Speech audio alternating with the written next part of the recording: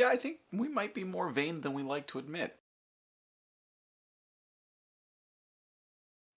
Hey everyone, I'm Jack Fossett and welcome to Real Guitar Talk. And today I'm doing kind of a follow-up of a video from last week, which was talking about guitar branding and how important was the name on the headstock. That was the angle of the video, so to speak, and really being totally honest about how important is it to play the guitars, not just the style that we love, but from the companies that we love. How important is it to play a Fender Stratocaster versus just a Stratocaster?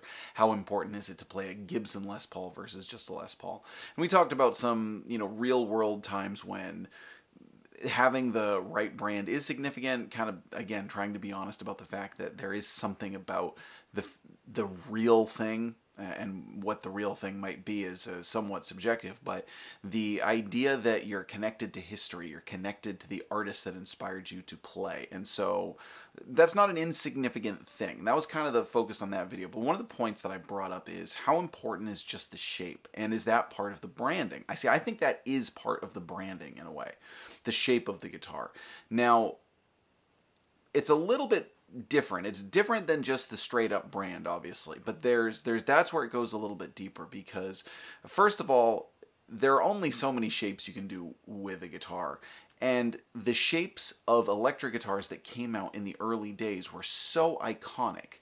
They really, they really embodied so much of what the electric guitar could be in just the first couple decades that the electric guitar was even a thing, as far as the solid body electric guitar, let's say. And really, since then, most of what you see are copies. The Stratocaster is kind of an obvious one to go with. When you look at something like a Jackson Dinky or whatever, any of the things that are those sort of two shoulder fin shapes where the top one is longer than the bottom one, it's a Stratocaster, basically. It's essentially what it is. It goes back to some degree copying that design.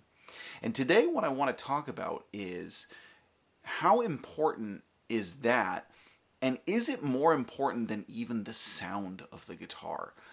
Is it more important than the feel or the playability? Would we just pick up a guitar if it were the best playing sounding guitar? Would we pick that one over another one if we didn't like the way that it looked?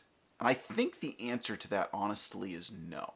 Now, again, it's sort of a hypothetical, and it's just an interesting talking point, because if you were to say, like, maybe the best playing sounding guitar ever was, maybe it was one that you thought was really, really ugly, but then that's not to say that then there wouldn't be another really attractive guitar that you liked that was like, that all of those were not playable and didn't sound good. There's so many great guitars out there.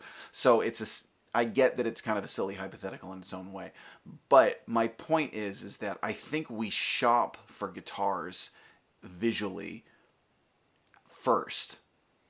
I'm not saying that the other things aren't important. That's definitely something that I want to get across in this video. I'm not saying that tone, playability, all those things are extremely important, but I actually think the visual is the one that takes the cake. I actually think that that's the one that we primarily focus on, and it really goes back to our influences. It really goes back to growing up, being interested in guitar, and getting inspired by famous musicians, maybe having their poster on your wall. I mean, how many of you had a poster of Jimmy Page or Stevie Ray Vaughan or Eric Clapton or Eddie Van Halen or whoever it was? I had a unique poster up when I was younger.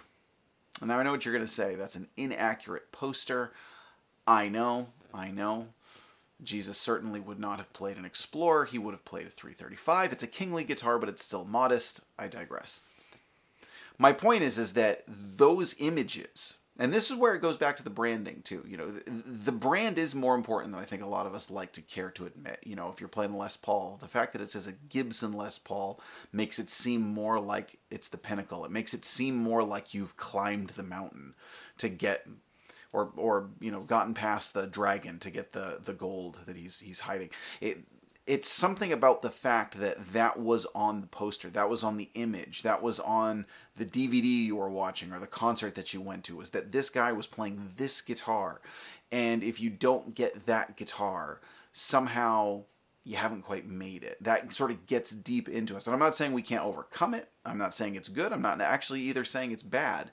It's just more significant than I think people want to really be open about. And I want to focus on this in terms of also how similar so many electric guitars sound. Now, obviously, my channel is very dedicated to getting the specific sounds that you want and what kind of gear is good for those specific sounds, what kind of gear is not good for those sounds, might be good for other sounds.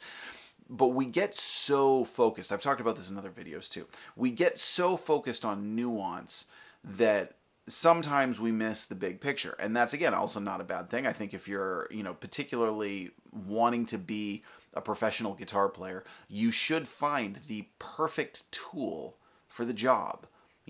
You should find the exact right tone that you're looking for. But you should also have an awareness that there's a lot of things that would work.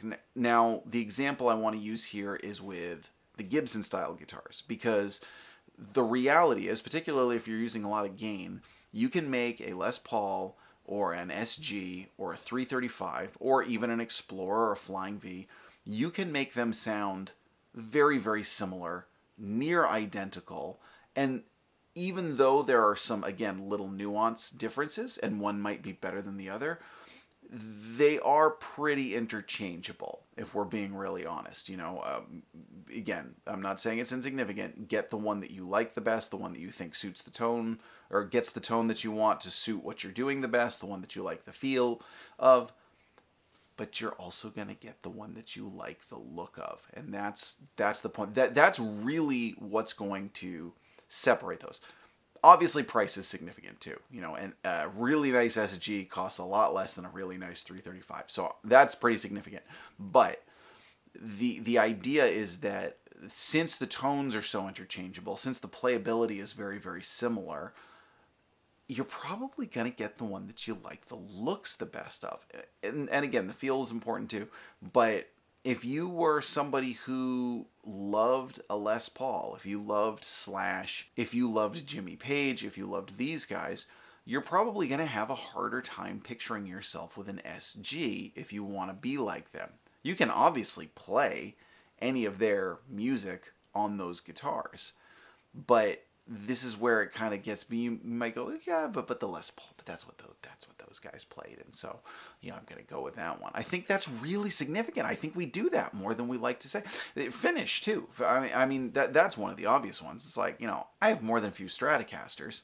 I don't need more than a few Stratocasters. What is it that really drew me to one versus the other? Is it the fact that they sound or play very different? No, it's the fact that they look different, and I like different finishes. I like a sunburst finish. I like a metallic red finish. I have one that's like a Clapton Blackie.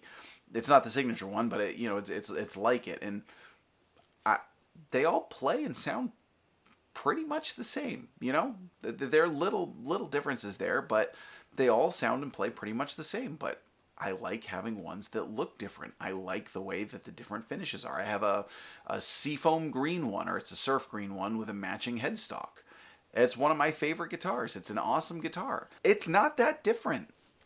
It doesn't play or sound that different, but it's got a matching headstock, and that was worth it. I had the, means and opportunity to get that guitar, and I got it because it's pretty. I really don't actually have much of a problem admitting that either. If you go back and study the history of people, cultural anthropology, we like our stuff. We're pack rats. It's a thing. I have kids. Many of you know this. I have 7 kids. So I've seen this more than a few times. When little kids, usually around anywhere between 3 and 5 months, and they start to become much more aware of their surroundings. When they develop that awareness, they're fascinated by stuff. That's when you start letting them kind of hold on to toys and things and manipulate objects. And you can see it in their eyes when they're picking up something. They see something shiny, like you see their little baby eyes just kind of go, and then they slowly reach out for it. Like we want to engage and interact with the physical world that we exist in, and we are attracted to objects and we like our stuff. And I guess the reason for this video is because I see a lot of people sort of sanctimoniously acting like they don't care about how a guitar looks. Well, if that were true, then how come those Gecko Burst Les Pauls never sold? Probably played and sounded the same as all the other Les Pauls, but you just don't really see them much out there, do you? Gibson did not continue that finish.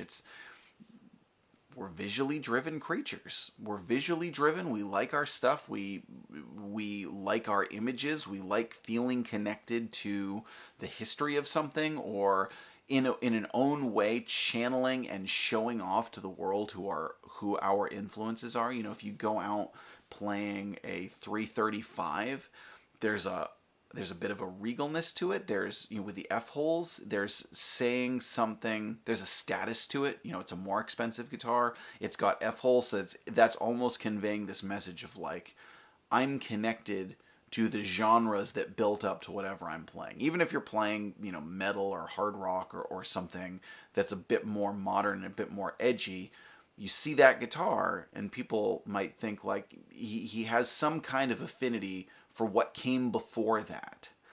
And that is communicated through the image of it, as opposed to if you were playing, some kind of a crazy pointy guitar with flames or lightning bolts on it or something, and it might actually get a very similar sound, the way you dial it in with your amplifier. It might get a very similar sound, might even be interchangeable, and yet it was the visual of that guitar that drew you to it. Not only drew you to it, but turned you off of the other one.